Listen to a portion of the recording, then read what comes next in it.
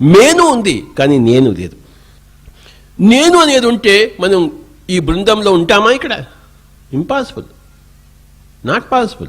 You can't make friendship. When you are I, you can't make friendship with anybody. ఒక కుటుంబంలో ఎందుకు friendship లేదు?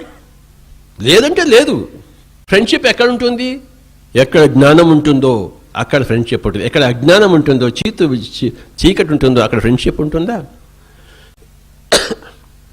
So మన అజ్ఞానంలోంచి జ్ఞానం వైపు రావడం అంటే మిత్రత్వం లేని చోటు నుంచి మిత్రత్వంలోకి రావడమే ఆ జ్ఞానము. ఫ్రెండ్షిప్ కోసమే వచ్చాము. ఆ బృందావనము అది గోవిందుడు అందరి వాడే. బృందావనము బృందావనము బృందావనం, గ్రూప్ కాన్షియస్నెస్.